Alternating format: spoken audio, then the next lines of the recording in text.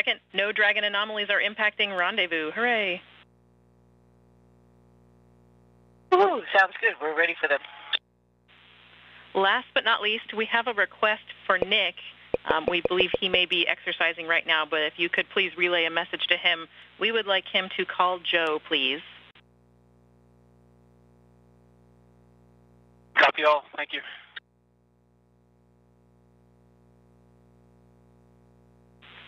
All right, thanks all.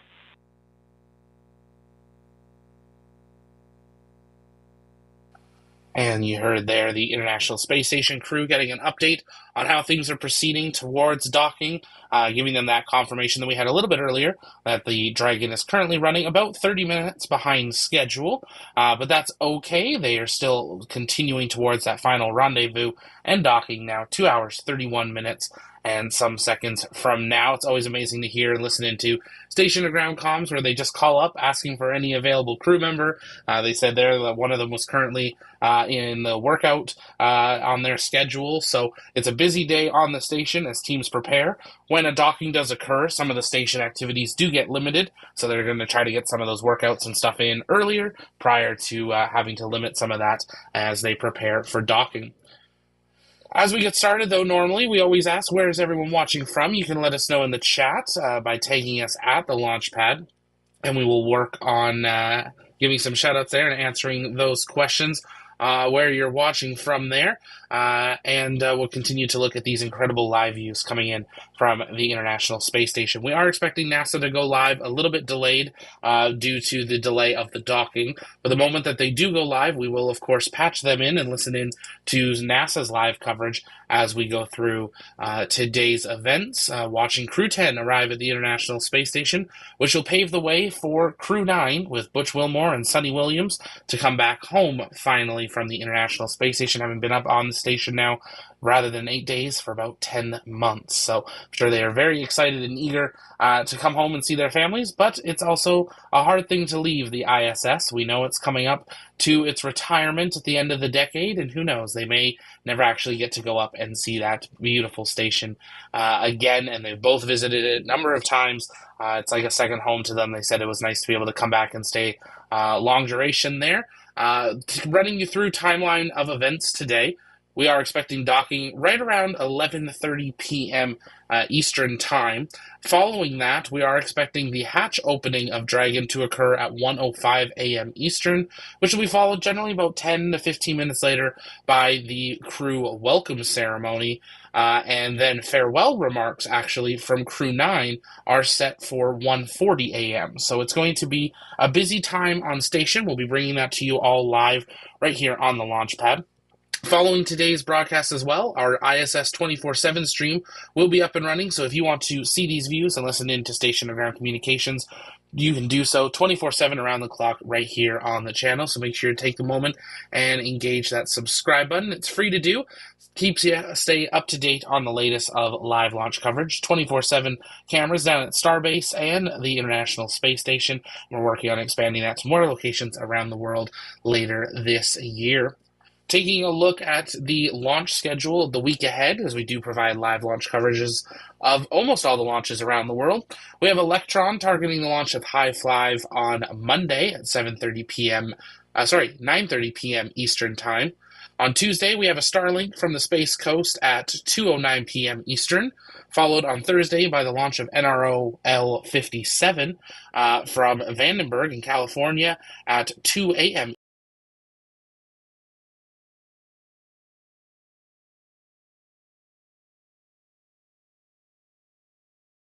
for the SpaceX teams.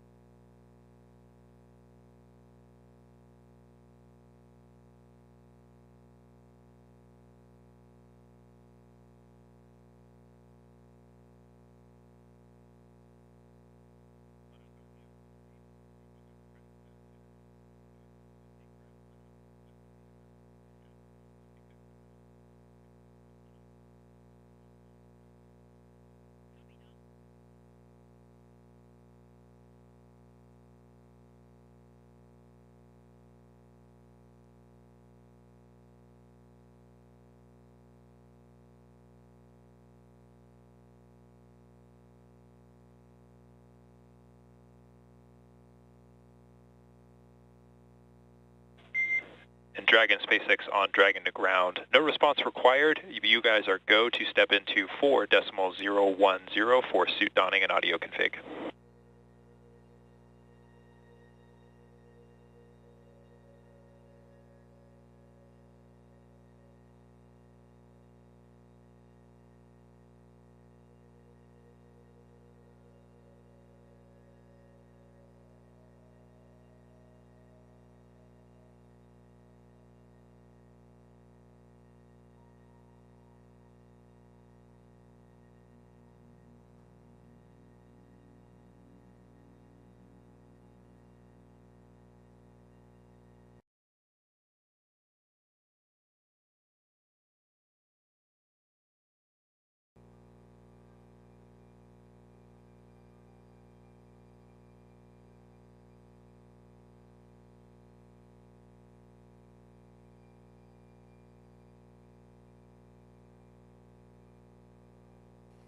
And if you're just joining us, welcome here to the launch pad. You're looking at two incredible live views from the International Space Station in low Earth orbit, currently passing over Nevada in the United States. We are now 1 hour, 55 minutes away from that expected time of docking of Crew Dragon Endurance to the International Space Station.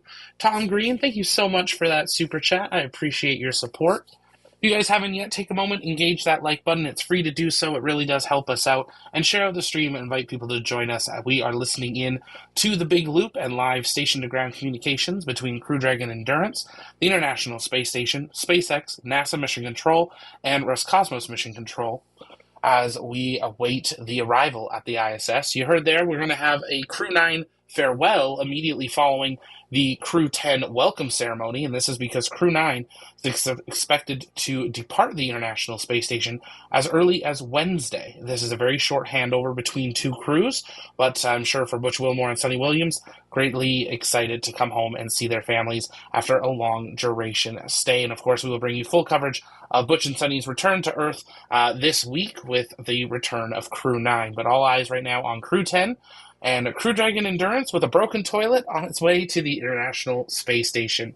If you guys have questions, you can send them in the chat by tagging us at the Launchpad, and we'll work on answering those live. Stephen, thank you so much for that gifted membership and supporting us in that way. I appreciate it.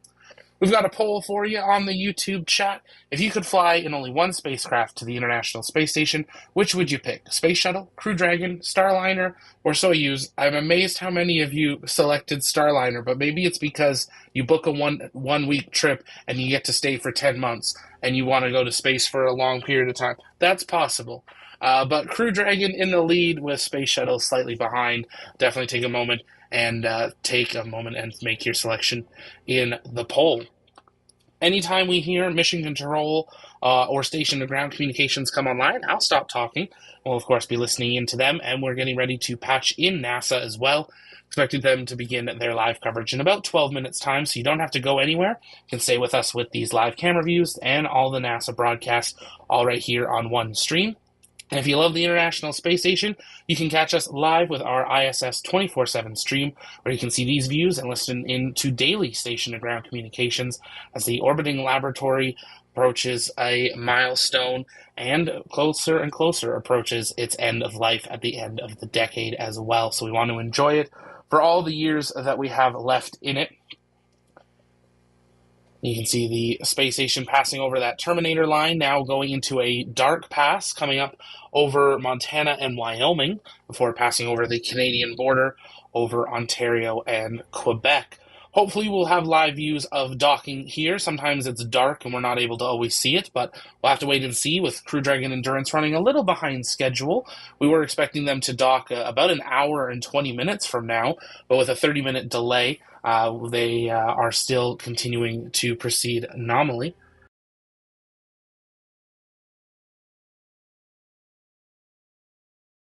By NASA's Anna Schneider. We are just a couple of hours away from the final approach and docking of Dragon to the International Space Station after a picture-perfect liftoff from the Kennedy Space Center yesterday. Overall, this will be Dragon's 46th visit to the International Space Station and its 14th human spaceflight mission to the orbiting lab, including the Demo 2 test flight, the 10 NASA commercial crew program rotation flights, and 3 Axiom Space private astronaut missions. Now, looking back over the last 27 hours, launch day preparations started Friday, March 14th for our crew members. About 4 hours prior to launch, the crew completed their final medical checks before joining the SpaceX team to get into their spacesuits. After suit up in the NASA Operations and Checkout building, the crew walked out, waving some final farewells to their family and friends waiting outside. And then the next destination for the crew was the launch pad. It was a short ride to Launch Complex 39A, where the Falcon 9 and Dragon spacecraft were waiting for them. And then 2.5 hours prior to launch, the crew ingressed or entered Dragon, walking over that crew access arm, enjoying some last views of the Space Coast in Florida, and then heading into the White Room and then into the spacecraft Endurance. I love this view when the seats rotate. It's how you know you're getting close to launch, especially right before that hatch closure there. And then the moment we all waited for on Friday, Falcon 9 lit its 9 Merlin 1D engines and lifted off from Launch Complex 39A, where so many humans have left the planet Earth from the Apollo and Shuttle and now the Dragon programs. Falcon 9 ascended, and then following stage separation, the first stage booster supporting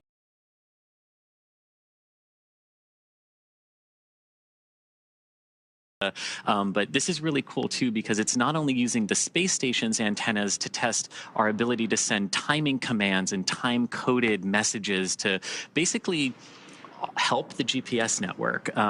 But there's also an experiment like this that just recently landed on the moon on Firefly's Blue Ghost mission. So really cool to see different ways that we're using different machines to test lunar technologies right here on Earth and in the sky above us. And Expedition 73, which will begin in April once, of course, the Soyuz rotation finishes. So it'll be about a month that the Crew 10 is part of Expedition 72 before that Expedition 73 begins. But during that expedition, they will conduct a material ignition and suppression test, or SOFI MIST for short, testing material flammability and in microgravity. And this research could improve fire safety on future missions, contributing to models used to select materials for space facilities and helping to determine the best ways to extinguish fires in space. And so Dragon is now less than 4,000 meters away from the International Space Station, continuing to close in on its target, a little less than 4 kilometers. The next milestone that we are expecting is possibly that AI, or approach initiation mid-course burn. We were expecting that about 25 minutes after the approach initiation burn, and that approach initiation burn took place about 10 minutes ago at 7:35 p.m. Pacific. So we might have that mid-course burn in about 15 minutes. And then after that, a lot of the events will happen pretty soon after that. We'll get all to the waypoints and all through that. And then we'll have docking, hatch opening, and welcome the crew on board. After hatches opens, there will be a brief welcome ceremony to welcome the crew on board. It will actually be joint welcome and farewell ceremony for Crew 9, since Crew 9 will be departing in just a few days from now and bringing an end to their mission and returning back to Earth as well. And with Crew 10's arrival on the space station, it will bring the total number of people living and working on that orbiting laboratory up to 11. There are 7 crew members currently on board. And as you mentioned earlier, part of those 11 crew members in that joint welcome farewell ceremony will be the Crew 9 cadre of NASA astronauts Nick Hague, Butch Wilmore, and Sunny Williams, alongside Roscosmos cosmonaut Alexander Gorbanov. Now, the Crew 9 astronauts will bring, this basically allows them to come home, right? Because we like to do direct handovers between our crews to help get familiarized with the International Space Station right when they get up there. So one of the things that they will be doing is helping the Crew 10 crew get up to speed on those emergency procedures on board the space station. And then when NASA and SpaceX teams determine that weather is ideal for splashdown around Florida, the members of the Crew 9 crew will board their Dragon spacecraft for their return to Earth. And as you mentioned a little bit, those direct handovers that we're going to see between Crew 9 and Crew 10, so those handovers between crews, allow for a continuity of the activities on the International Space Station and also help to ensure that continuous U.S. presence on the space station. Again, we just mentioned that the International Space Station has been continuously occupied by humans for over 24 years now, approaching that 25-year mark in just a few months. And so in a few weeks, NASA to NASA's press office, SpaceX, and all the partner agencies for allowing our media team to be out there for the launch and to see these really special moments. I've had the privilege myself to be out there once for the AX2 crew family moments, and it's always amazing to be there as they get ready to head to the International Space Station. As we've got the ground stations back, you're now looking at 3 live views from onboard the International Space Station in low Earth orbit, where we are now just over an hour away from the expected time of docking of Crew Dragon Endurance, with 2 NASA astronauts, 1 Russian cosmonaut, and 1 JAXA astronaut on board, set to arrive.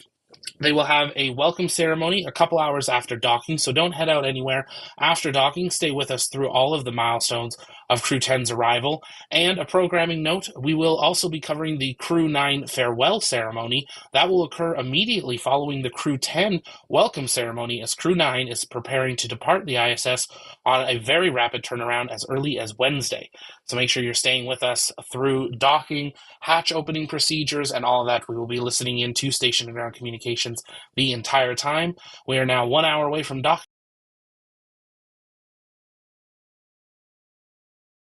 The commander for the mission today, again, as they continue to make their way to the International Space Station for docking to that forward port. The Dragon spacecraft is currently less than 480 meters away from the International Space Station, continuing to make its approach. And you know, we're seeing these views from Dragon looking up at the International Space Station. And this Dragon vehicle is actually the second design of the Dragon that we have had. We started with a cargo vehicle, and we actually have the first one hanging right here behind me today. And honestly, what I love about this, watching Crew 10 approach the ISS, the 14th Dragon human spaceflight mission to the space station, and that very first Dragon that was only carrying cargo, we put a window in it, not because we had to, but because we wanted to symbolize that one day we will be carrying crew, and one day we will be doing exactly what we are doing here today. And just kind of gives me goosebumps to look at Dragon 1 versus the new shiny Dragon we got. And so obviously they've had that 28-hour flight, and I'm sure they've been able to take advantage of looking out those windows and the amazing views of Earth below them as they make their way to the International Space Station, which there you can see a view of the International Space Station on your screen. Again, those views are captured by the cameras on Dragon. So this is basically a point of view of Dragon looking at the International Space Station. And you can see there, you know, you've got if you sort of look at the space station and how it's oriented right now, you've got a small bar that sort of goes across the top. Those are the European and Japanese modules of the space station. You've got the US and Russian modules sort of going down in a line, forming that T, and then you have the huge solar array truss and the wings of the space station, if you will. And so Dragon is now about 440 meters away from the International Space Station. And again, that waypoint 0 mark is at the about 400-meter point. So they should be reaching that waypoint here pretty soon. But again, they had that go, no-go pull to proceed through waypoint 0 and then on to waypoint 1. So they won't have to pause at waypoint 0 once they reach that 400-meter mark. Which is, and that's what we were sort of saying earlier. We have these moments when we can stop to make sure that everything is in alignment. But if everything is already in alignment, there's really no reason to stop, and we can proceed forward. And so once they do proceed forward, they'll then get to waypoint 1 and waypoint 1. So you go from 400 meters at waypoint 0, and then waypoint 1 is about 220 meters. And that's when we get to that docking access arrival. And so they'll have that go ahead and proceed to that point. And once they are on that docking access, it basically means they are directly in front of the port. So that forward port on node 2, the Harmony module that they will be docking to today. So Dragon will be looking directly at that International Space Station docking at port, and they can do some final alignment checks if they need to. And then from there, they will then move to waypoint 2, which is just 20 meters away. And there you can see another view of Dragon. This is a camera on the International Space Station, and they're currently flying over Sydney, Australia. So that's the International Space Station looking out at Dragon. Those cameras are actually controlled by one of the flight controllers in Mission Control in Houston. So the Cronus typically operates those cameras, and they're the ones that are manually moving those cameras up and down and trying to find Dragon and keep a focus on it so that we can have these amazing views here today. And as Dragon, as you mentioned, that waypoint point about 220 meters from the International Space Station, that's very close to, but just outside what's known as the keep out sphere for the International Space Station. This is the sphere that any visiting vehicle needs to stay outside of until given explicit permission to proceed in closer to the International Space Station. We would expect that go no go poll to either come when they're holding at waypoint 1, or if they don't need to hold at waypoint 1, shortly before they're to then proceed into waypoint 2, 20 meters from the station. Again, another point where they could hold if they need to, and we have on past flights seen them hold sometimes at that waypoint 2 20-meter point for a variety of reasons. Sometimes it's alignment, sometimes it's been visuals and lighting conditions, with just where the International Space Station is in its orbit. Might seem kind of odd to think that, wait, why would we need to wait if we can dock at night? But shadows are really important in understanding them and how they interplay with the autonomous navigation systems. And so we're actually pretty close to that waypoint 0 mark. We're about 403 meters. So Dragon's about 403 meters away from the International Space Station. So just around that waypoint 0 mark that we've been talking about. Now Dragon will continue past that point and into waypoint 1, which is again that 220-meter mark. So it really is just a choreography that it follows throughout its final approach and docking today. And if you think about the overall trajectory of approach here, you can kind of think of it as like an airplane that's in the air, where you're directly underneath it, but then you can walk in front of it and up to its nose. And that's sort of what Dragon's going to do here, moving from waypoint 0 up to waypoint 1. And so you were mentioning the keep out sphere. So that's one of those invisible boundaries. There's also the approach ellipsoid, which we mentioned a little bit earlier today, but Dragon's already inside of that approach ellipsoid. So that's outside of the keep out sphere. And that's that 4 kilometer by 2 kilometer by 2 kilometer boundary. Basically, it's the neighborhood of the International Space Station. So once a visiting vehicle such as Dragon makes it into that approach ellipsoid, that's when a lot of those joint and integrated operations begin. And again, to enter into the AE, Dragon or any visiting vehicle has to be what is known, it has to be on what we call a 24-hour safe free drift trajectory, which means the spacecraft would not cross into the AE or the approach ellipsoid for at least 24 hours. So when they do those go, no-go polls to proceed in that is one of the things that they're looking for, making sure that that the vehicle is safe and can proceed in. And so now we're going inside that next invisible boundary around the space station, which is that keep out sphere that we've been mentioning. And if you're just joining us here, some great views that are on your screen as Dragon is approaching the International Space Station just inside of 400 meters now, passing waypoint 0. On the left-hand side of your screen is a live view from the International Space Station looking down at Dragon. You can kind of see it moving across the white clouds there, about to go over the blue ocean in the middle of the screen there. And then on the right, we did have some images of the International Space Station and some images inside of Dragon as well. But Anna, it never gets old looking at views of spacecraft silhouetted against Earth. And if we think these views are amazing, I just can't imagine what Crew 10 thinks of these views looking down at Earth from the Dragon spacecraft. So you did mention we were inside of waypoint 0. Dragon SpaceX on the big loop. Approach 0 has started and trajectory has converged on waypoint 1. Expect arrival at waypoint 1 at approximately 0347 Zulu.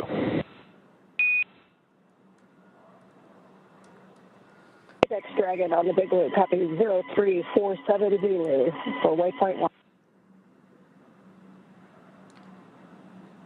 And you hear that sequence of calls there confirming that Dragon successfully passed waypoint 0 and the trajectory has aligned where we want it to waypoint 1. So everything going very, very good there.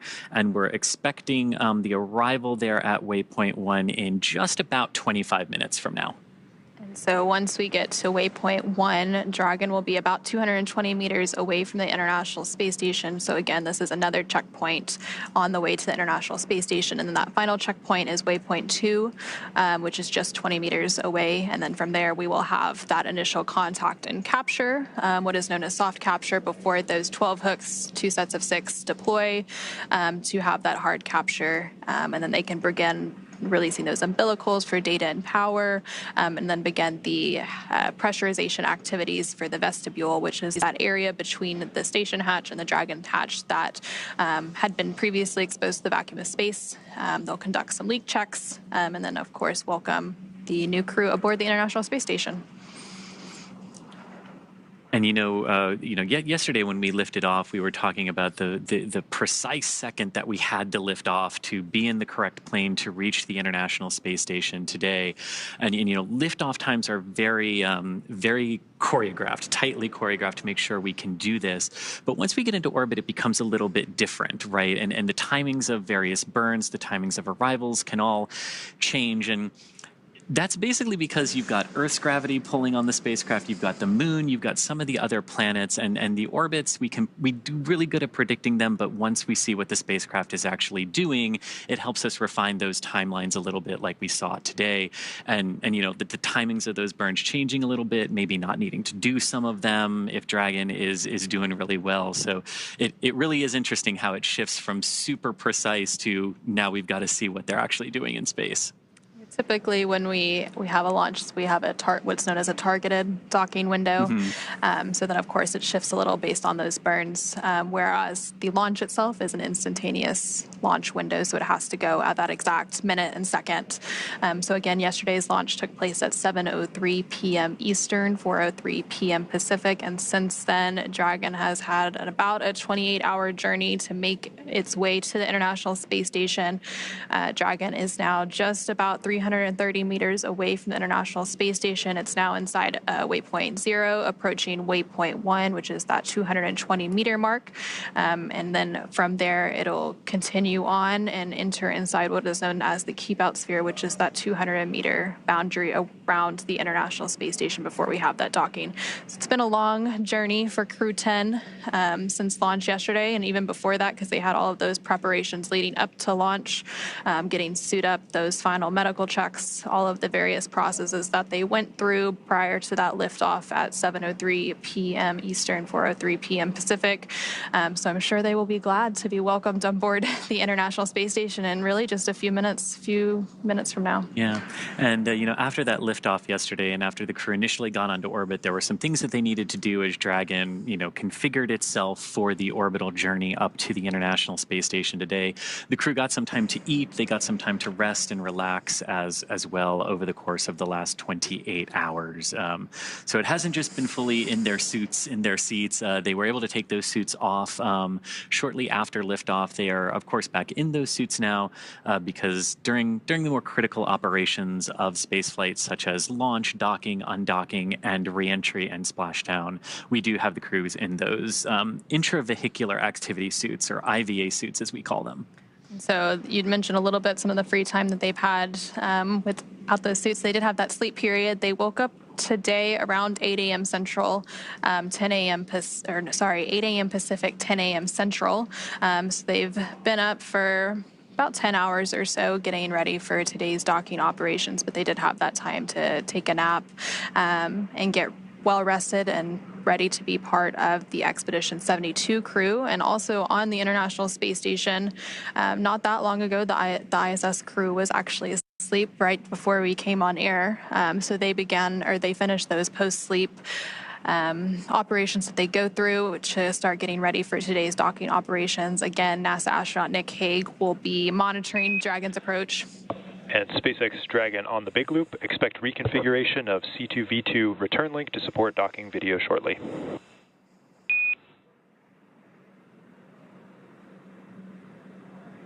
SpaceX Dragon, copy. And that call basically saying that that C2V2, the common communication for visiting vehicle system that allows Dragon to talk to the ISS to talk to the ground, it just sort of creates some nice redundant communication paths for all the vehicles and all the teams involved today. That system was primarily configured for the initial approach of Dragon up to the station through waypoint 0, and we just heard them briefing the crew that they'll be reconfiguring that again for the docking portion. So we'll continue to hear a lot of those call-outs from the ground teams and the astronauts on the International Space Station, as well as Dragon, as we continue to get into the final stages of docking today. Right now, Dragon is about 310 meters away from the International Space Station and continuing to fly in to make its final approach and docking. So it's getting pretty close now. And there you're continuing to see, if you squint, you can see a view of Dragon there in the center of your screen. So again, these are views captured by cameras on the International Space Station. And so that is the Dragon Endurance spacecraft. And it's actually the fourth flight for that Endurance spacecraft. It previously flew 3 other commercial crew program missions, Crew 3, Crew 5, and Crew 7. And the fourth flight, obviously, today for Crew 10. That's right. And overall, this is the 10th crew rotation mission for NASA's Commercial Crew Program that Dragon is flying. It's also Dragon's 14th human spaceflight mission to the International Space Station and Dragon's 16th human spaceflight mission overall, since Dragons don't always go to the International Space Station, but we have had 2 free flyer missions in the Inspiration 4 and Polaris Dawn missions as well. And with the Crew 10 mission, Dragon has carried 60 crew members at this point across its 16 missions.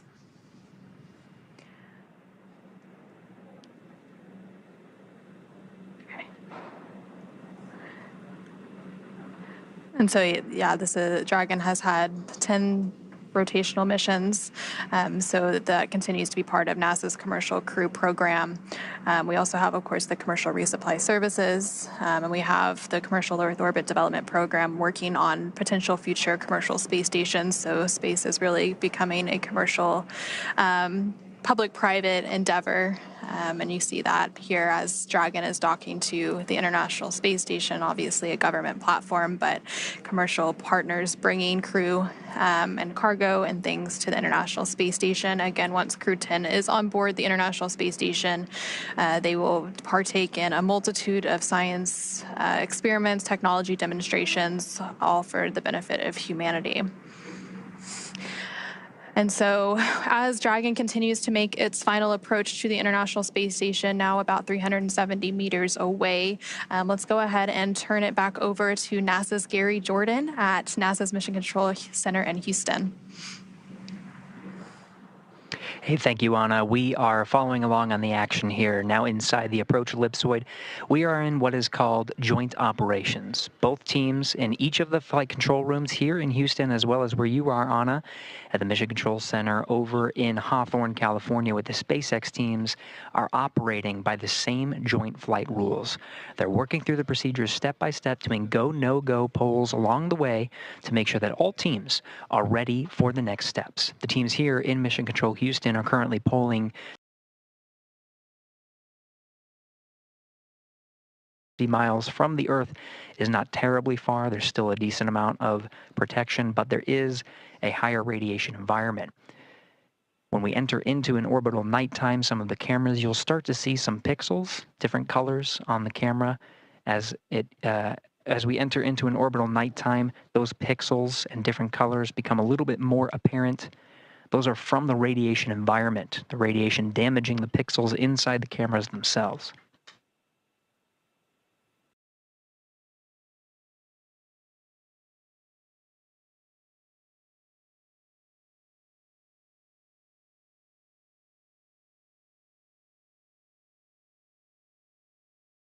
Inside 3 minutes from waypoint 1 arrival,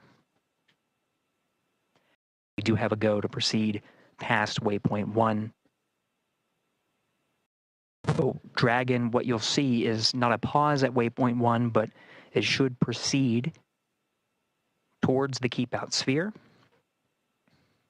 You'll notice some of the views change throughout our coverage here. Feeds coming from Dragon, you can see illuminating the International Space Station. Those feeds provided by ground SpaceX stations. On the big loop, approach 1 and soft capture ring extension will begin shortly. Dragon will continue its approach to waypoint 2.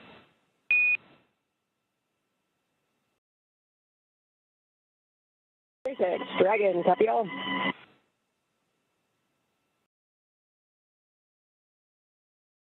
That relayed from the SpaceX core in Hawthorne, California, confirmed by the crew aboard Endurance. We are proceeding inside the keep out sphere. You are seeing the docking light begin to blink at the center of Dragon Endurance. Features of Dragon becoming a little bit more apparent. The nose cone fully open, exposing the docking ring and the forward bulk of the Dracos. You did hear that Dragon will extend the soft docking ring mechanism. This allows for a cushioned contact as Dragon makes its way toward the international docking adapter. Docking comes in several phases, which includes contact and a soft capture, which is initiated by the docking ring. That docking ring is retracted to pull Dragon in closer to the International Space Station, and then begin a sequence to hard dock Dragon to the International Space Station. There are 12 hooks that are driven to really latch Dragon to the International Space Station. They're deployed in 2 sets of 6, and those will be confirmed by the crew. Once all of the hooks are driven, there is also an umbilical that extends and connects to an interface on the International Space Station side to provide power and data transfer between the 2 vehicles. Dragon right now operating on battery power and solar power that's generated from the trunk. Once Dragon attaches to the International Space Station, it'll be receiving power from the International Space Station through the duration of its stay aboard. We did hear confirmation that Dragon is passing waypoint 1. So we're now moving inside the docking axis and towards the keep-out sphere.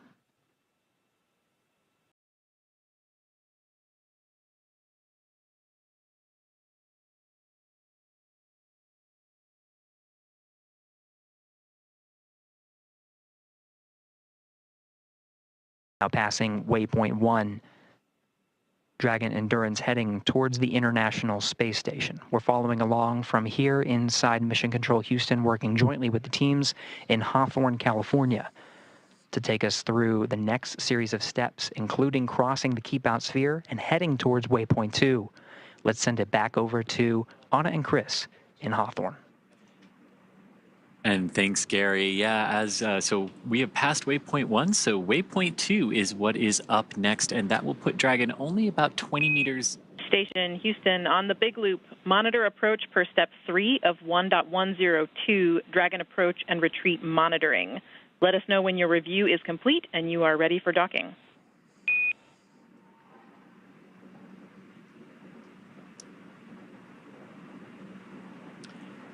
You heard that. Station copies on the big loop, step 3, and I can confirm that the review is complete and we're ready for docking.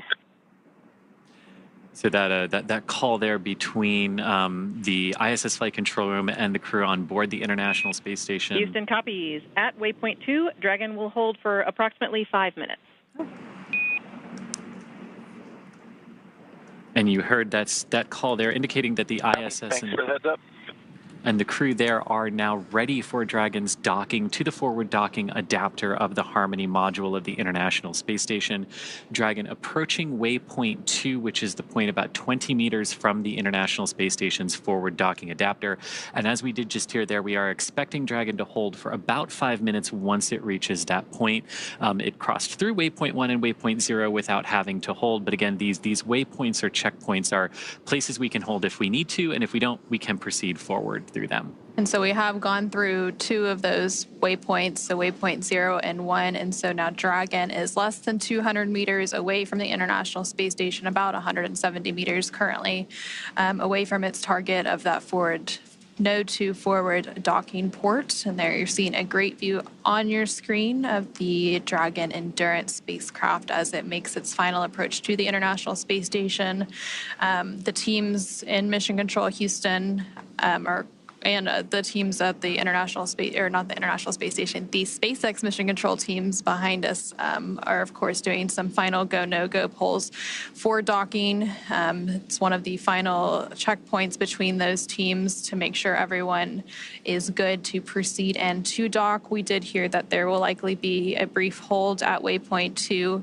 And again, that waypoint 2 is just 20 meters away from the International Space Station, so very close at that point. So they will hold briefly, and then from there, We will have our final approach and docking. We will have an initial soft capture. We did hear that the soft capture ring was being extended a few minutes ago. And then from there, they will begin to deploy those hooks, 2 sets of 6 for a total of 12 hooks to get that hard capture. And during that final hold, that again, we're expecting around the waypoint 2 mark, which is 20 meters away from the space station. During that final hold, they can possibly wait for better lighting conditions. So the space station does have exterior lights and Dragon can dock in the dark. But of course, we go through an orbit every 90 minutes. So there's a sunrise and sunset every 45 minutes. So if they need to wait for a little bit of improvement in the lighting conditions, they can use that waypoint 2 hold opportunity to wait for things like that, ensure final alignment, ensure everyone is good to go for that final approach and docking. And as we could see right there, right before we switch to the inside view there, that's a great view on the outside. You can see that we're passing into an orbital sunset here, so approaching orbital night. And you can see how that lighting is very different on board the International Space Station. But what I love about that view, too, is you can see the forward navigation strobe light from Dragon illuminating the forward element of the International Space Station where it will be docking just a few minutes from now. But of course, approaching waypoint 20. This is a view now from the International Space Station looking at Dragon. You can see the white navigation light indicating the center of the docking alignment axis there. And the green light that you see is the starboard navigation light. So just helping the folks on the International Space Station keep track of Dragon's orientation there. And the red one that just came into view is for the port side orientation. And I really love this too as we get into orbital night as we're approaching the space station, because we're probably going to see Dragon's Draco thrusters pulsing, and that's always a sight to behold in orbital night. And so Dragon and the International Space Station. Soft capture ring extension complete.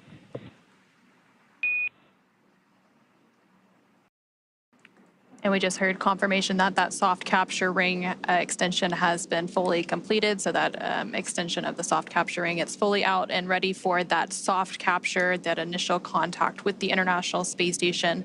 So right now, the International Space Station and Dragon are currently flying over Canada.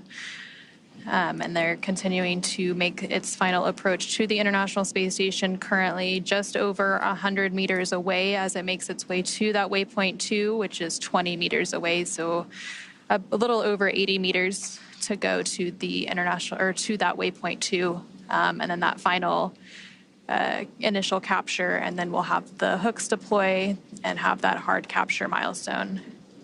Now, as you're looking there at the SpaceX Mission Control here in Hawthorne, California, where we are, Dragon up on orbit as it is approaching waypoint 2 on that docking axis for the forward docking adapter.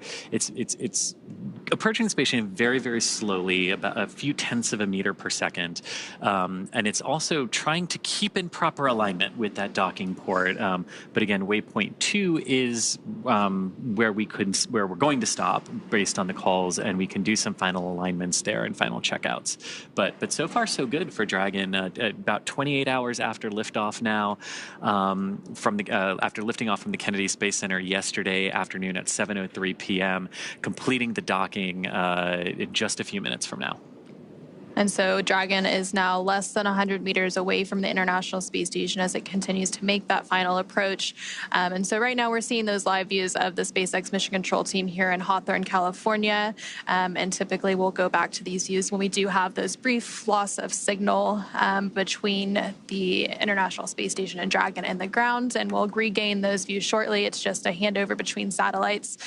So that tracking and data relay satellite system that the International Space Station relies on, they have a brief handover period between satellites, which causes a loss of those views periodically throughout our coverage. Kind of like going from cell phone tower to cell phone tower. And so Dragon is less than 80 meters away, so continuing to approach waypoint 2, about 60 meters to go until it reaches waypoint 2. Again, we are expecting Dragon to hold at waypoint 2 for just a few minutes to ensure final alignment, to ensure lighting conditions are good before we have that final docking. We are expecting that docking to take place around 9 a.m. Pacific, a little bit later than that. And right before that final docking takes place, we will hear that call for CHOP that we mentioned previously, which is the crew hands-off point. So right before you, or right after you hear that call is typically when that soft capture takes place. And that CHOP call that we've been talking about, and basically what that means is the crew can no longer manually abort Dragon away from the International Space Station if there should be a reason to do so. It would all be based on Dragon's automation at that point. Everything going very well for Dragon as it continues to approach the space station. The crew monitoring the automated approach for the vehicle, as well as any escape options they might have to do, but again, not expecting to have to use those. Station Houston, on the big loop, the no exercise constraint for docking begins now. Station copies. And so you did just hear a call up from the Capcom or capsule communicator at Mission Control in Houston to the crew on the International Space Station, mentioning that the exercise constraint has started. So typically when you have visiting vehicles such as Dragon arriving and departing the International Space Station, there are constraints on crew exercise, and that's basically to prevent additional loads from being imparted on the station during these dynamic operations. And I love this sort of night vision-esque view here from Dragon looking at the International Space Station. So this is a view from the Dragon Endurance carrying the Crew 10 crew. The forward docking port there is in the center of your screen, sort of being illuminated every few seconds by that light from Dragon. And what I love about this is you can see the Crew 9 Dragon directly above that docking port. And of course, Crew 9 going to be coming home after a brief handover period with the Crew 10 crew. And then inside of Dragon Endurance here, you have Commander Anne McLean on the left-hand side of your screen, pilot Nicole Ayers on the right. Next to Nicole is Roscosmos cosmonaut Kirill Peskov, and on Anne's left is JAXA, or Japanese Aerospace Exploration Agency astronaut Takuya Onishi. Anne and Takuya are returning to the International Space Station for their second long-duration missions, and Nicole and Kirill are on their first missions to space. So it's getting pretty real for the 4 crew members that make up Crew 10. Right now, they are just under 25 meters away from the International Space Station, so just outside of that waypoint 2, which is that point at which Dragon will hold for a few minutes. On the big loop, you see we're approaching waypoint 2. Crew visors are closed. Copy. Crew 10 visors are closed.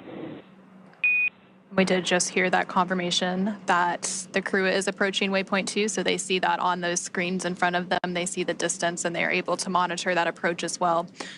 And this is great because you can see Dragon's Draco thrusters firing here. You've got the red and the green navigation lights as well as the white one, but all those little flashes and pulses that you're seeing around the vehicle are the thrusters, keeping that alignment as we continue to approach waypoint 2, 20 meters from the ISS, where again, we are expecting to hold for a few minutes up. And you can see we're really getting close, considering now we're really illuminating that forward docking port with Dragon. And so Dragon is actually at that waypoint 2 mark now, just around 20 meters away. So we will have that hold briefly. And recently, the team in Mission Control Houston did conduct their final go, no-go pull as well for docking. SpaceX on the big loop. Dragon is holding at waypoint 2 for Dragon Eye assessment. You hear that confirmation? SpaceX Dragon, copy.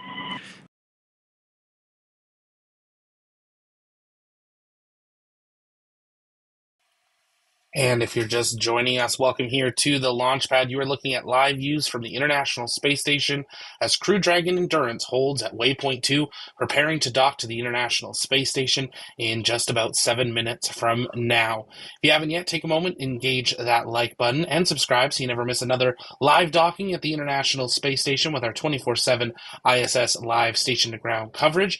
Here at the launch pad, it's our mission to inform and inspire the explorers of tomorrow, because we believe that space is better together, and we bring you full live launch coverage in space operations and more. Let's listen back in to NASA and SpaceX Mission Control as we prepare for the docking of Crew 10 to the ISS. You can see those thrusters firing. Looks like they're getting ready to continue their approach to the station momentarily.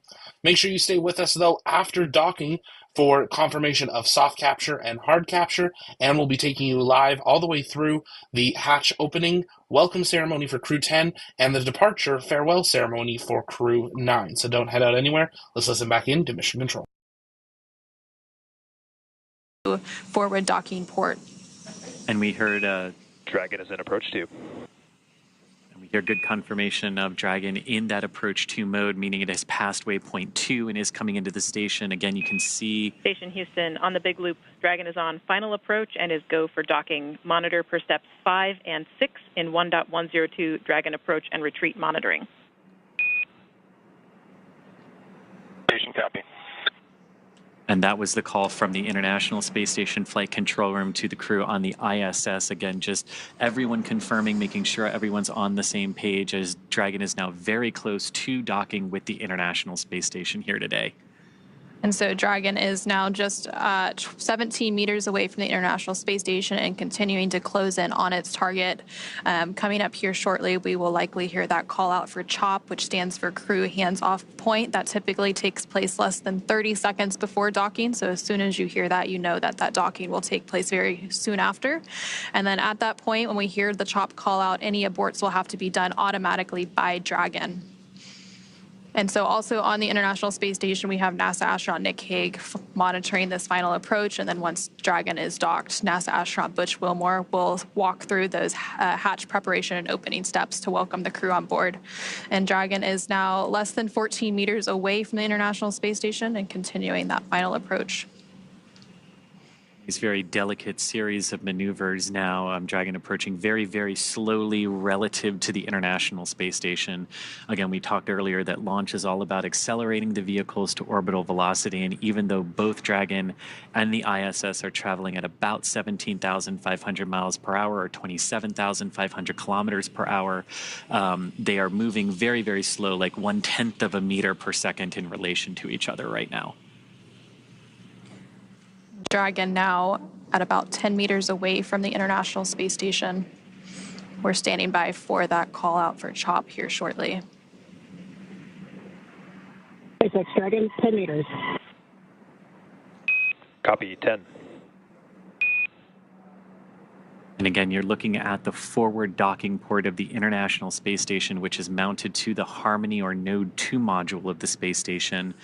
The Crew 9 Dragon, which has been there since September, is also attached to a docking port on this module, and that Dragon is actually just off the top of your screen there as Crew 10's Dragon comes in for docking in just a few moments. And I love these views again. You've got the Dragon, you've got the ISS staring at Dragon on the left-hand side of your screen, and you've got Dragon looking at its docking port on the ISS on the right. And Dragon is now less than 7 meters away from the International Space Station as it continues to make that final approach. Traveling with a range rate of less than 0.082, which, as you mentioned earlier, it continues to get slower and slower as we make this final approach. It's at 5 meters. Copy, 5 meters. So the next call we should hear is CHOP, or that crew hands-off period, followed moments later by docking. That typically comes at about 2 meters away from the International Space Station. Right now, we're less than 4 meters away.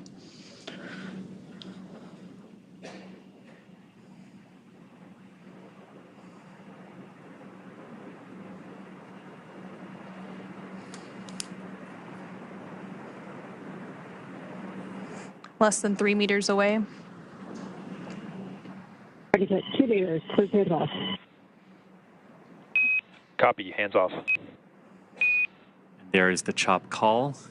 Standing by for initial contact of Dragon to the International Space Station.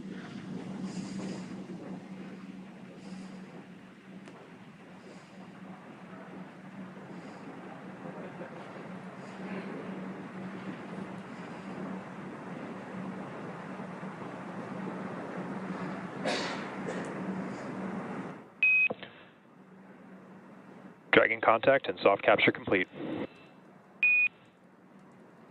And there you heard Dragon has successfully docked to the International Space Station. We have contact and soft capture confirmed. Soft capture meaning that the initial soft capture ring around Dragon has physically connected with the International Docking Adapter. And this is just the first part of the overall docking sequence, Anna. And so we did have that contact confirmed at 9:04 p.m. Pacific, 11:04 p.m. Central, while both Dragon and the International Space Station were flying 260 statute miles. Capture ring retraction in progress. Flying 260 statute miles over the Atlantic Ocean, and we did just hear confirmation that that soft capture ring is now beginning to retract. So they're beginning those steps to firmly attach Dragon to the International Space Station so that we can have what is known as a hard capture. And again, as we mentioned earlier, like all the timings of these events are a little nebulous and they can change around by a couple of minutes here. So while we were expecting completion of we're expecting the completion of soft capture ring retraction, which we heard was already underway in just a few minutes. That will be followed by the start of the hard capture sequence, which is a series of 12 hooks that are separated into 2 batches of 6 that drive between Dragon and the International Space Station to really hard connect them together. And then after we have that, we have a whole bunch of other things that sort of come in.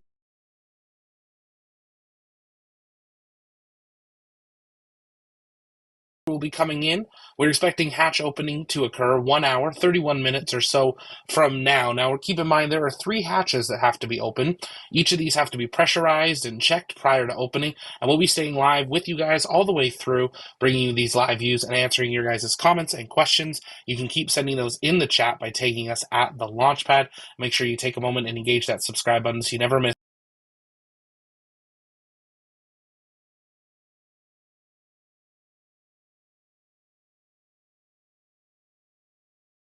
Space Station and transfer data. Crew inside Dragon is getting prepared for the next set of procedures to configure Dragon in such a way for its extended stay aboard the International Space Station,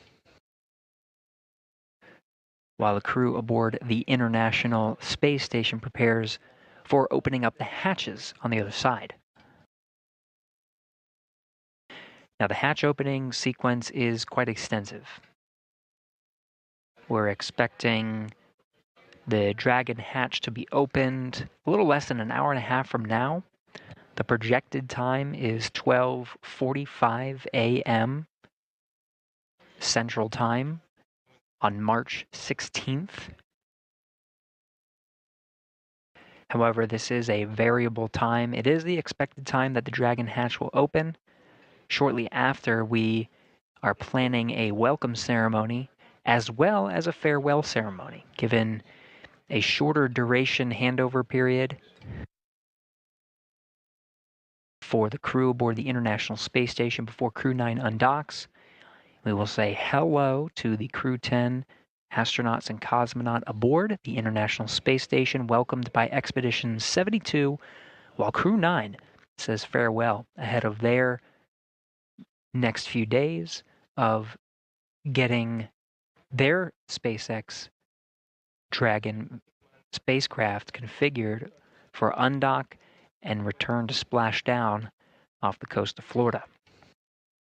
Right now you're looking at Dragon Endurance docked to the forward port of the International Space Station. Crew 9 Dragon docked to the Zenith port.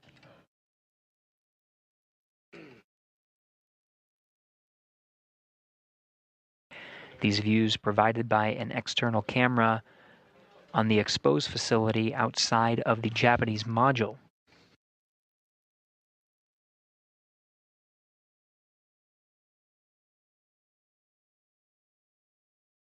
Right now we are in an orbital sunrise, so we are seeing Dragon being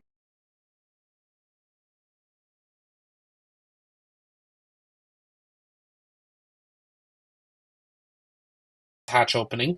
The first of 2 hatches on board the ISS have already been opened, and teams are in progress of going through their checkouts to make sure everything's pressurized to the level and is done so cleanly as well to make sure the space station remains safe for everyone on board. But if it's your first time here, welcome. My name's Zach. I'm the founder and host here at the Launchpad Network. I know we got lots of new people tuning in from all over the world, and we are so grateful to have you here with us for our live coverage of Crew 10's journey to the ISS.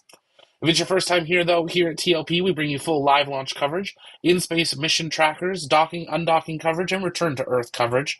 If you want to stay up to date on the latest of the launch schedule from around the world, you can head over to tlpnetwork.com. You can click on the launch button and see an up-to-date launch schedule from all the launches around the world.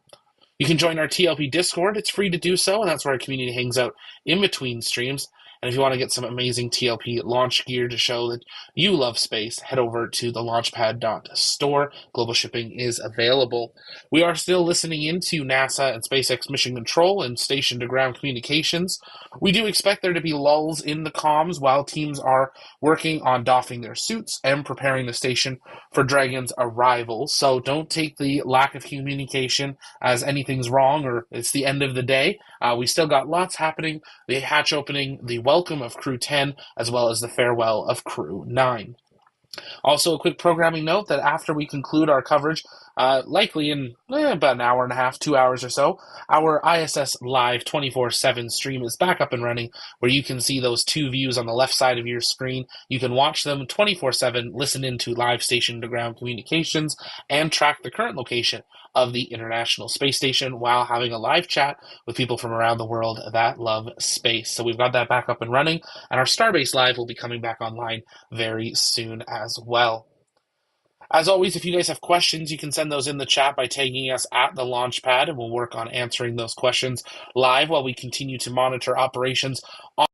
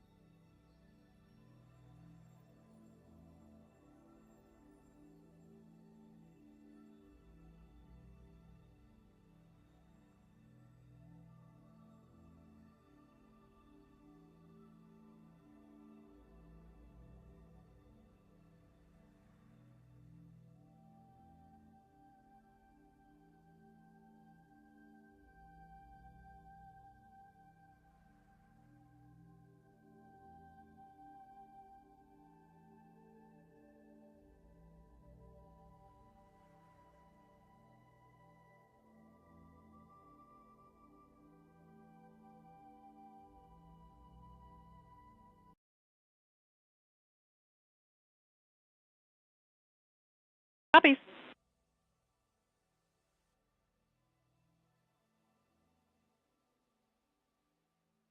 I'll just wait for your go at 3.2.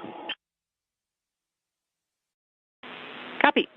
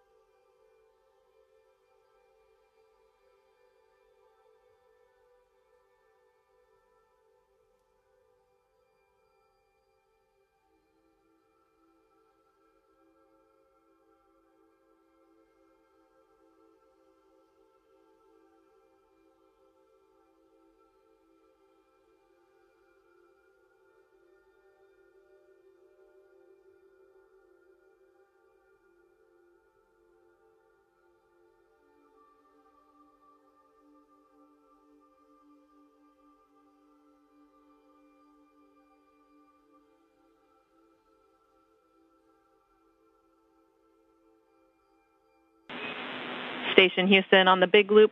Butch, you are go in step 3.2. 3.2.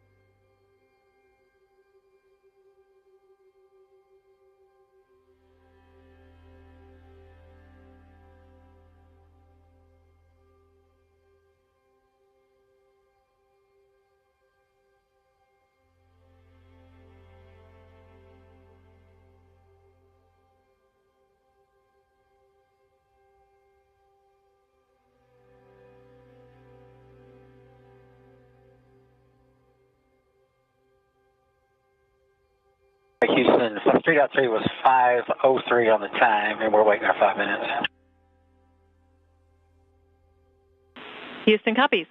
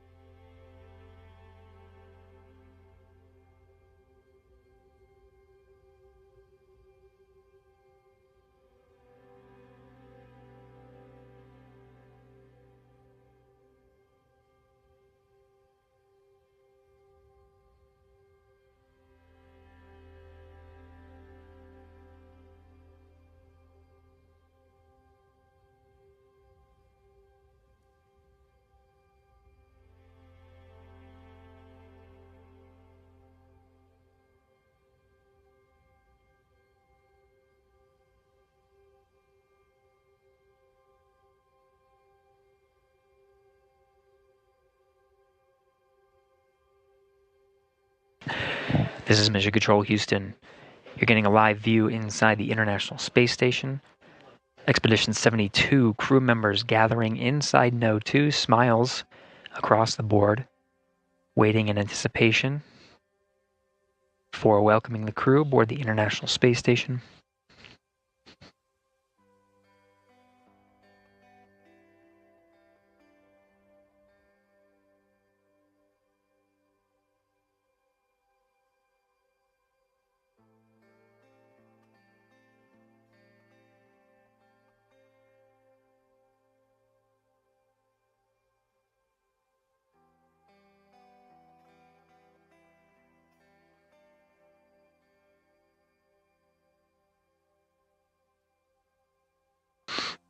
So what the crew is doing right now is, of course, on the timeline really is the welcome of Crew 10 to the International Space Station. Now in the back end there of the pressurized mating adapter, you can see the hatch. And there's sort of center of your view. This is where we're going to see Crew 10 being welcomed. The hatch on the far end there is called the A-Pass hatch. This is on the station side. That one, they're still waiting for a go to go ahead and open that up. There's still another hatch once the A-Pass hatch is open. That's the Dragon hatch. That's the time that we'll report that hatches are open. There are 3 that are needed to connect the Dragon crew with the station crew. The A-Pass hatch, of course, on the other side is the vestibule. Once the vestibule is pressurized from vacuum up to the same pressure that's inside the International Space Station, that's 14.7 psi, we should be expecting NASA astronaut Butch Wilmore, who is the astronaut tasked with hatch opening procedures, to go through. We're showing 5 minutes. We're going to open the hatch.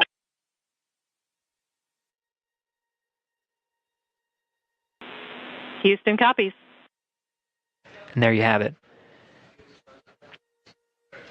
Butch Wilmore saying 5 minutes, he's going to open the hatch. There he goes, floating through the pressurized mating adapter, working on hatch opening procedures now. Expecting, he already reported down to Houston, responding here in the room.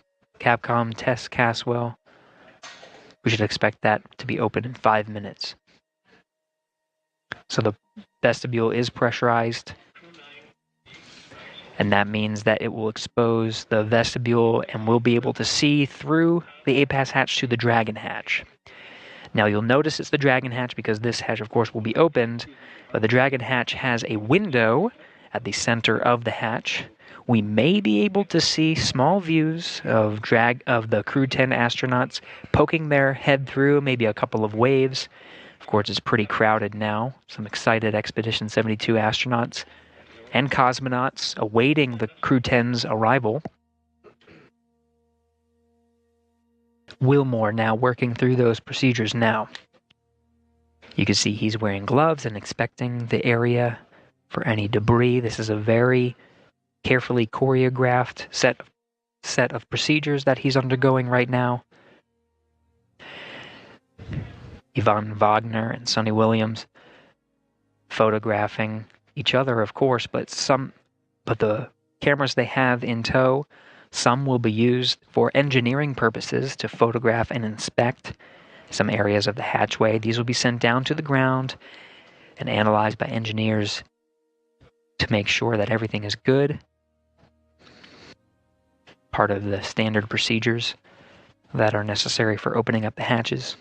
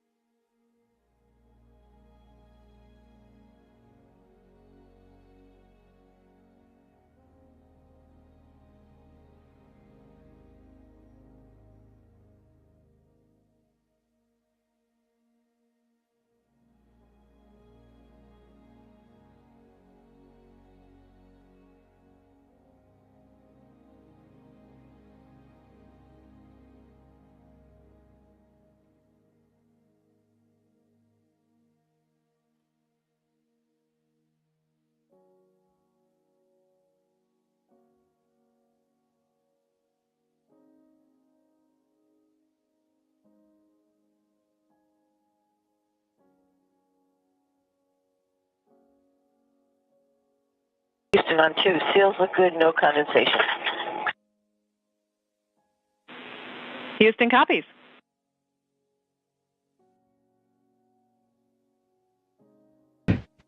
Station hatch is now open. And Dragon, SpaceX on Dragon to ground for crew status.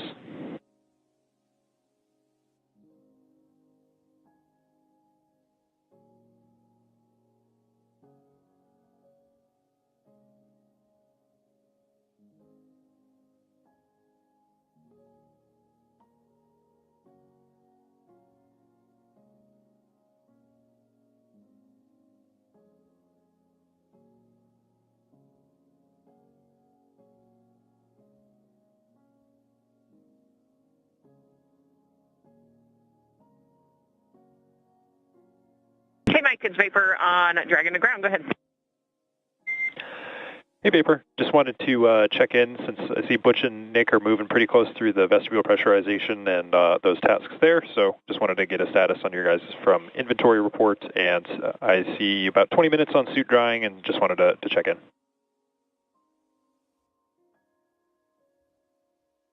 Yep, we're tracking about 20 minutes on suit drying as well.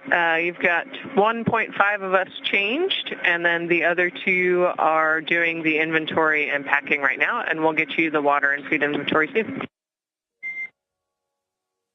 Okay, SpaceX copies all.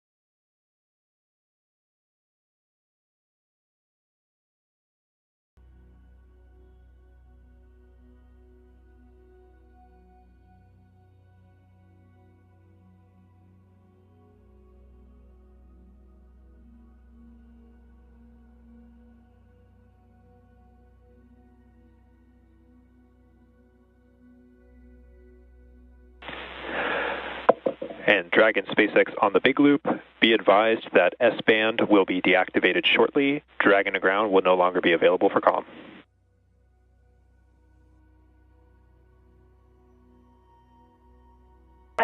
Dragon copy.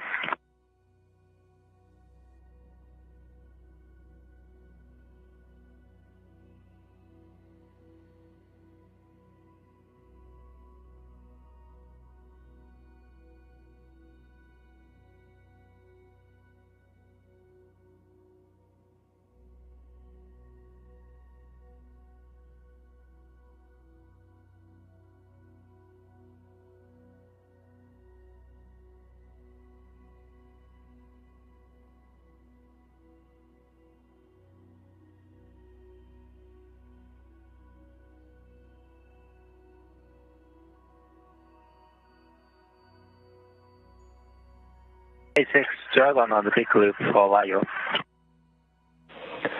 Go ahead for LIO. Okay, the LIO cartridge is sealed and installed. LIO cartridge 1 is now in active slot with the sealed. We copy. LIO cartridge 1 is sealed and installed in the active slot at approximately 0542 UTC. That's good copy.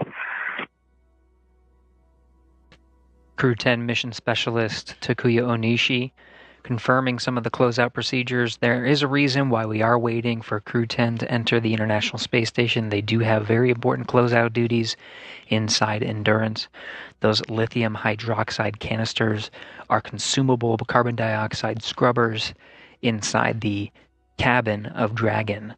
So they do want to conserve those carbon dioxide scrubbers, and so before entering the International Space Station, they do want to make sure they conserve the LIO cartridges as much as possible. So that is a very important closeout duty that they have aboard Dragon before they enter. But it seems like we do have the first Crew 10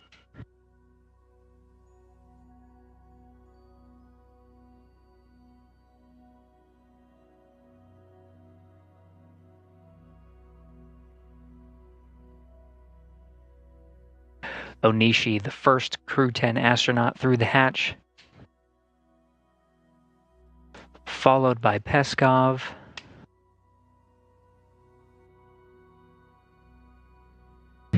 Nicole Ayers, the first of the Fly's newest class of astronauts to enter, and last commander of Crew 10, Anne McLean.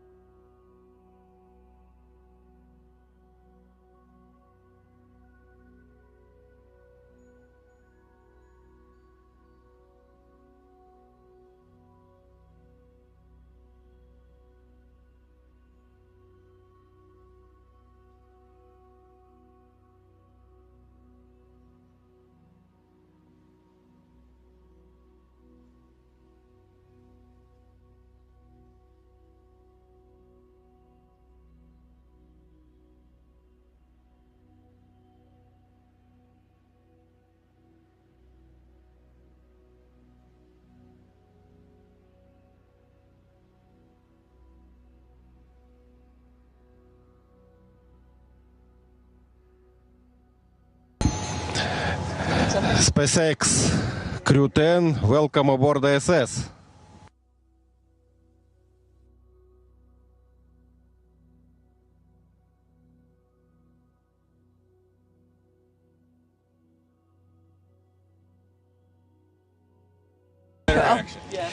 Well, hey everybody down there on Earth. You're not hot on the mic.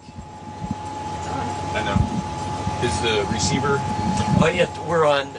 Okay, got it. Okay. All right, They I thought, changed at the last minute. Got it. thought I lost my touch there for a sec.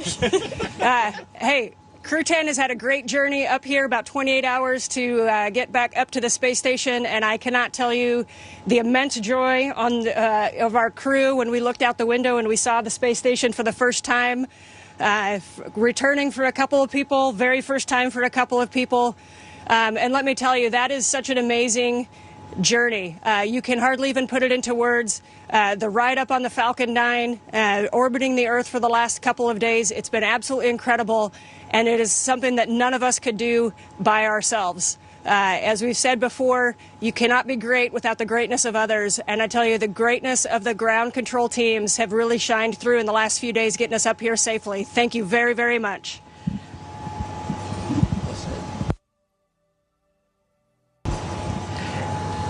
Hey, from the bottom of my heart, thanks to our families, friends, and our colleagues from all the partners, SpaceX, NASA, CSA, ESA, Roscosmos, and JAXA for preparing us and making it possible for us to get here. And we are so excited to now be officially part of the Expedition 72. Thank you guys. And I want to say a couple of words in Japanese from here. 日本の皆さん応援ありがとうございました。元気にここまで ISS まで帰ってくることができました。明日からまた、一生懸命、希望でのサイエンス等を含めていろんなタスクを頑張っていきたいと思います。ぜひ応援よろしくお願いします。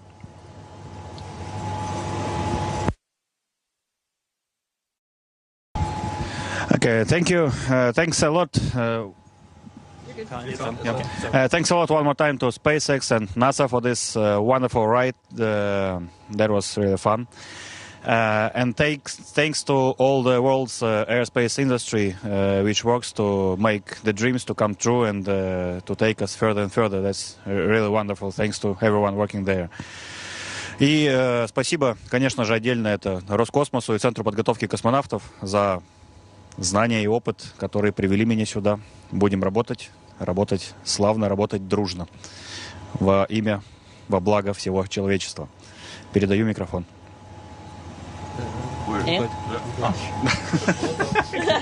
Потерялся.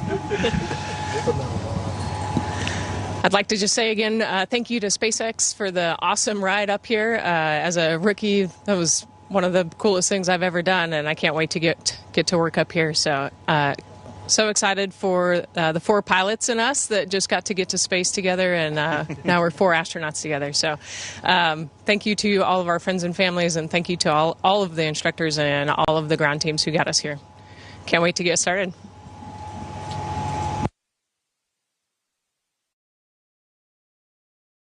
And Houston, thank you for tuning in this early morning. It was a wonderful day. Great to see our friends arrive. So thank you so much.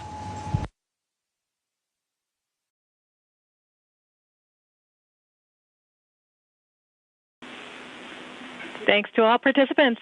Station, we're now resuming operational audio comm.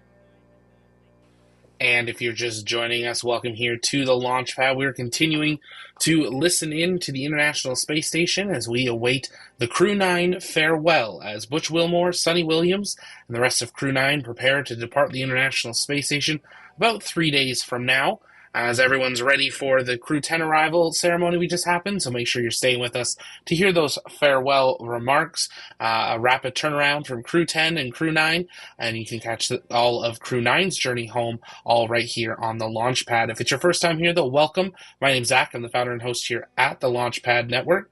We're continuing to listen in to Mission Control comms for updates as we await that Crew 9 farewell event. We will, of course, be covering the Crew 9 farewell departure, as well as tracking them on their journey home. Teams are currently evaluating weather conditions in Florida for the confirmation of their undocking date and splashdown target zones. To stay up to date with the latest on that, make sure you join us in the TLP Discord or follow us on X at TLPN_official. And stay up to date by engaging that subscribe button and ringing the bell to get notified anytime we go live with live launch coverage, in-space mission updates and trackers, and more, all right here on the launch pad, because we do believe the space is better together. We're going to be staying live on the main stream here, but to keep in mind, we do have our ISS 24/7 stream up and running, where you can stay up to date with the latest on the International Space Station and listen in to station-to-ground communications 24/7, also right here on the launch pad. If you guys have questions, you can send those in the chat by tagging us at the launch pad, and I'll answer some of those live here while we await for the Crew 9 event. Make sure you're tagging us at the launch pad there, and stay with us as we await the Crew 9 farewell.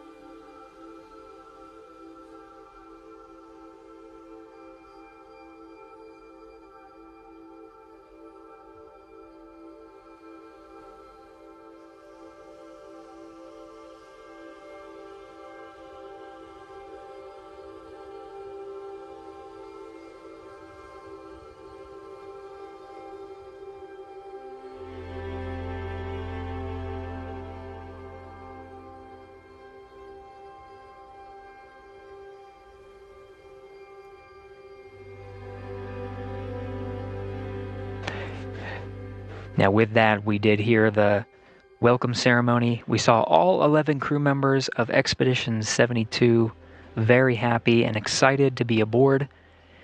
It'll be they'll now go into right now is what they're scheduled to do is just have some time to chat with each other before a formal safety briefing, just getting to know a refresher really of the safety procedures aboard the International Space Station before they transition into some work including transferring some cargo before heading right to sleep for the Crew 10 crew. There's going to be some shifting involved and a handover period before Crew 9 undocks, and we'll expect more information on that timeline very soon. But for now, we do have all 4 crew members of Crew 10 on board the International Space Station. That includes Commander Anne McLean, pilot Nicole Ayers, both from NASA, and mission specialist Takuya Onishi from JAXA, and Kirill Peskov from Roscosmos. All 4 crew members join Expedition 72, now 11 crew members on board. After the welcome ceremony and the work done by the teams here in Mission Control Houston, the live view from what you're seeing, will now wrap up our coverage of the approach and docking of Crew 10 to the International Space Station.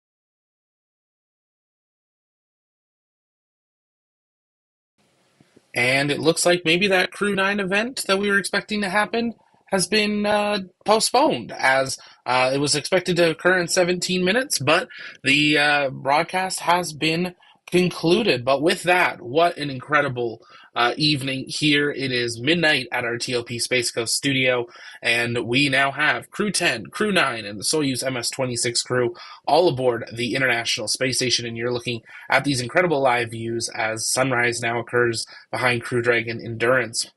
On your screen now is a live look at our 24/7 ISS Now broadcast. This is streaming 24/7 right here on YouTube, where you can listen in to station-to-ground communications, stay up to date on all the spacecrafts on board, and more. We're going to be rolling out even more features onto this site and broadcast over the coming weeks and months, so definitely make sure you check that out and join us back here on the launch pad for your full live launch coverage of all rocket launches from around the world. On behalf of the entire TLP crew, thank you so much for joining us for our full coverage of Crew 10's launch to the International Space Station. We hope you'll join us later this week for Crew 9, with Butch and Sunny finally getting to return home after 10 months at the International Space Station, all right here on the launch pad. But for now, from our TLP Canada studio, haven't said that in a while, I will see you next time, because space is better together. Good night, and grow Crew 10.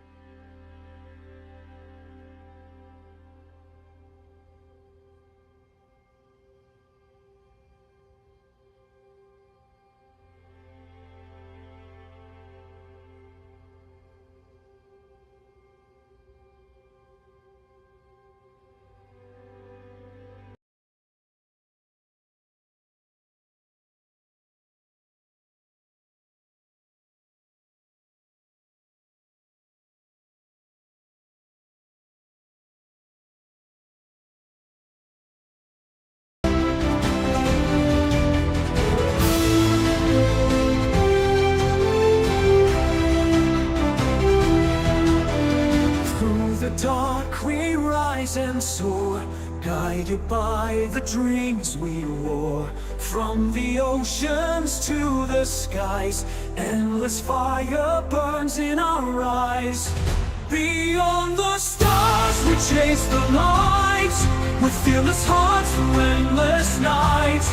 No frontier can hold us down, the universe is our playground.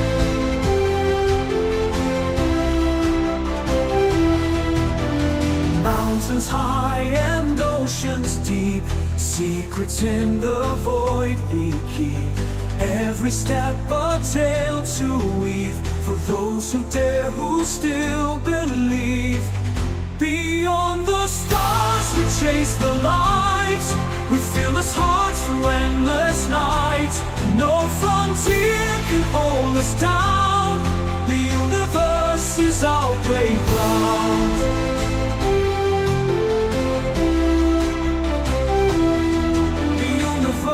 Is our playground. Mountains high and oceans deep, secrets in the void we keep. Every step a tale to weave, for those who dare, who still believe. Beyond the stars we chase the light, with fearless hearts through endless night. No frontier can hold us down, the universe is our playground. Echoes call from far away, guiding ships through cosmic sway. With every launch a new sunrise, the quest for knowledge never dies. Beyond the stars we claim the skies, bound by hope that never dies. To worlds unknown we'll make our mark, lighting flames within the dark.